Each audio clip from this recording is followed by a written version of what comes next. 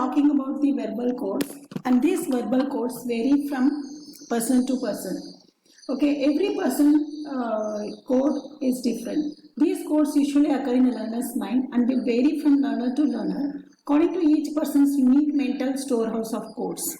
For example, if I say that function, okay, if I tell the word function,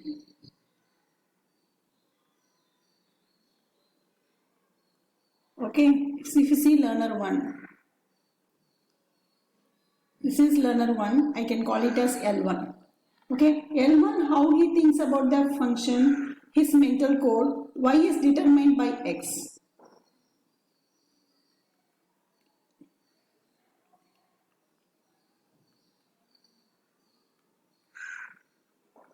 He associates it as y equal to f of x. Okay, this is how this learner 1 understands. Now you go to the learner 2. He is learner 2. Okay, same word function. Okay, if I say same word function to him, what he will do is he will visualize two sets. Okay, this he will visualize set A and set B and like this, some sort of association. Okay, he will make such things. This is f is, okay, f is a function from A to B. This comes to his mind. Okay, he visualizes two sets enclosed in circles with arrows extending from the elements to the other set. Okay, so function, the same word, what I gave is the same word function. Okay, when I utter this word function, immediately this learner 1 says that y is determined by x. It comes to his mind. Learner 2 associates it with a set A, set B and a set of arrow mark, and f is a function f from A to B. This is what he associates. So the most important verbal association type of learning is the verbal dialogue. Next is important thing is the verbal dialogue.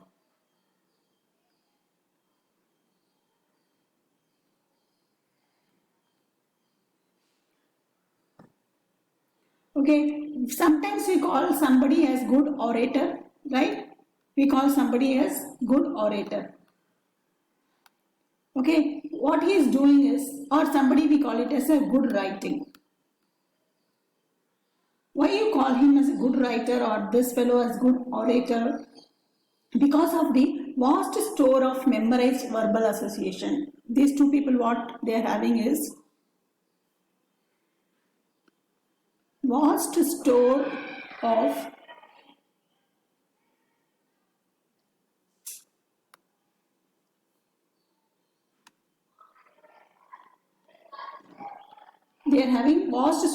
memorized verbal association.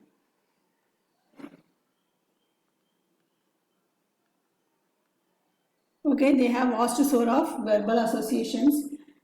This is there in the mind of the orator or in the writer. I can call it as in the mind of good orator and good writer. What they have is, there are lost, so many words are there, no? Words. So they have so many words in their memorized memory. Okay, there are so many words in their memory and their association. They do good association also. This word association also they do very nicely. Okay, what they do is verbal association. Okay, they easily do the verbal association. Okay, to express ideas and rational arguments in mathematics, it is necessary to have large store of verbal associations about mathematics. If you talk about the mathematics, okay, here we are having, suppose we are having formula 1, formula 2, theorem 1, theorem 2. Between them, lot of association is there, right? We have good association in them. Okay, this verbal association. A good mathematician is having a good verbal association, right? So rational arguments, to express ideas and rational arguments in mathematics, it is necessary to have large store of verbal association about mathematics. Okay, this is all related to mathematics. So good verbal association between, says, lot of formulas and lot of theorems, concepts, principles, between them lot of verbal association is there, right? This is what you talk about the mathematics. Now the fifth level of learning is nothing but discriminating learning.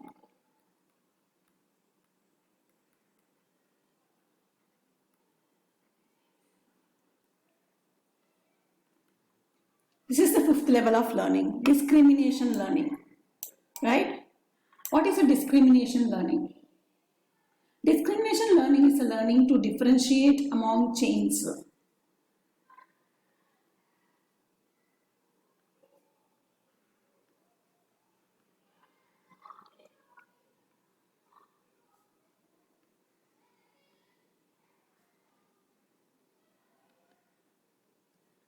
Okay, so that is to recognize various physical and conceptual objects. There are two kinds of discrimination. They are single discrimination and multiple discrimination. This is of two kinds. Single discrimination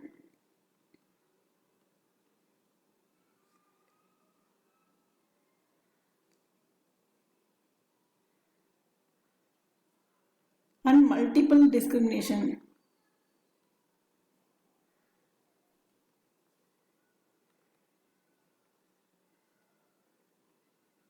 Okay, we can divide into two kinds, single discrimination and multiple discrimination. As students are learning various discriminations among chains, they may also be forming these stimulus response chains at the same time. So when they learn, no stimulus response chain is made in their brain. This somewhat disorganized learning situation, okay, can unusually does result in several phenomena of multiple discrimination learning. That is generalization, extension or interface. Then you call it as generalization.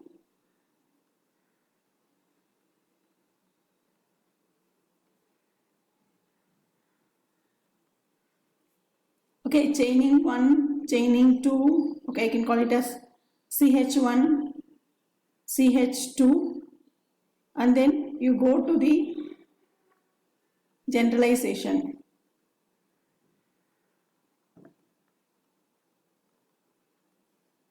That is, generalization is a tendency for the learner to classify a set of similar but distinct chains into a single category. So these are distinct chains and he call it as a single category.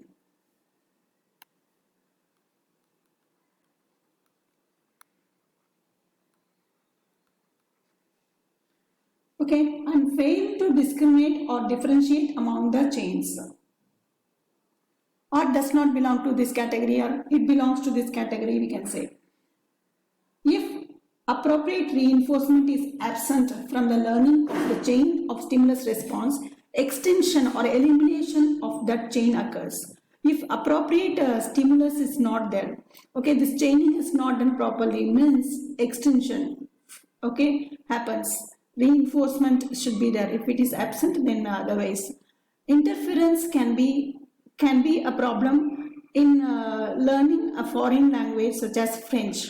Next is, when this happens, no, what will happen is, one is the extinction, another is another we call it as interference.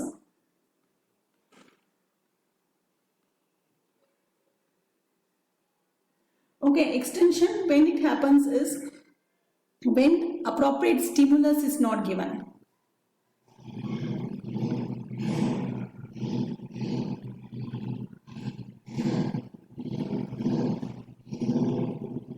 Okay, when appropriate stimulus is absent, then that is between the chain of the stimulus response, it eliminates.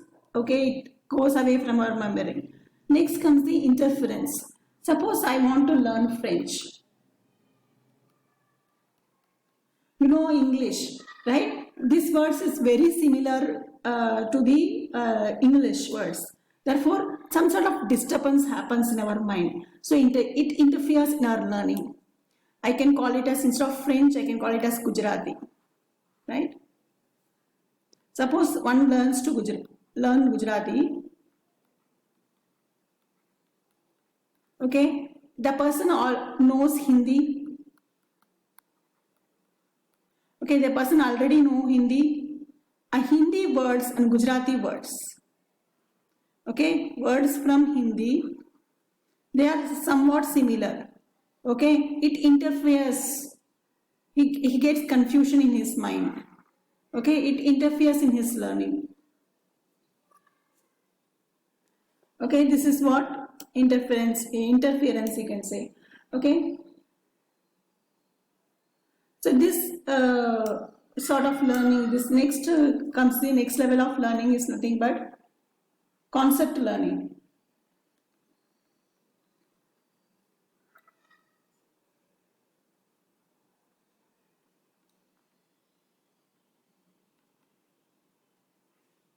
What is concept learning? Concept learning is learning to recognize common properties of concrete objects or events and responding to these objects or events as a class.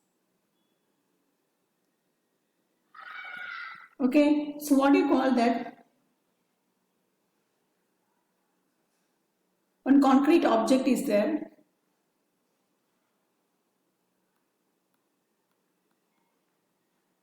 Okay, one concrete object is there. So learning to recognize common properties of concrete object.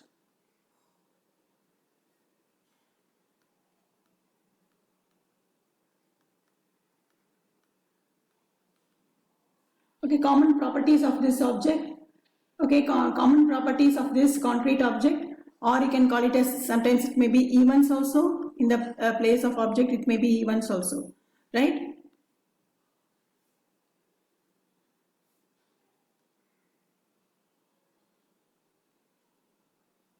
May be objects or it may be events.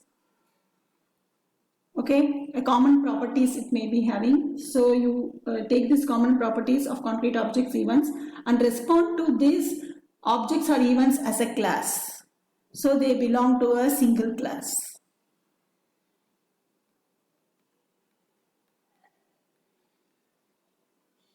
For example, dog. Okay, the child knows about the concept of dog, means dog barks, it is having the tail and the shape, it is having 4 legs. All this the child knows. When there is a barking sound, the child recognizes it as a dog, right? This common property, the dog recognizes, this child is now recognizing the dog, right? This is known as the concept learning. In order for students to learn a concept, similar types of prerequisite learning must have occurred. Acquisition of any specific concept must be accomplished by prerequisite stimulus response chains, appropriate verbal associations, and multiple discriminations of distinguished characteristics. If, for example, if we talk about the circle, right, the first step in acquiring the concept of circle might be learning to say the word circle as a self-generated stimulus response connection. Okay, first if you want to learn about the circles, first you should know circles. You should know how to pronounce it, right? Self-generated stimulus response. There is a word called circle, first step of learning, right? Then so that students can repeat the word. Then students may learn to identify several different objects as circle. Now the word of circle is taught to the student, and then the child learns circle, and you show a plate to them. This is round in shape, this is a circle. Coin, this is also a circle. So different objects is shown to the child, and the child recognizes it as a circle, right? By acquiring individual, means students can repeat the word. Then students may learn to identify several different objects as circles by acquiring individual verbal association. Next, students may learn to discriminate between circles and other objects such as triangles and squares. Now the discrimination comes.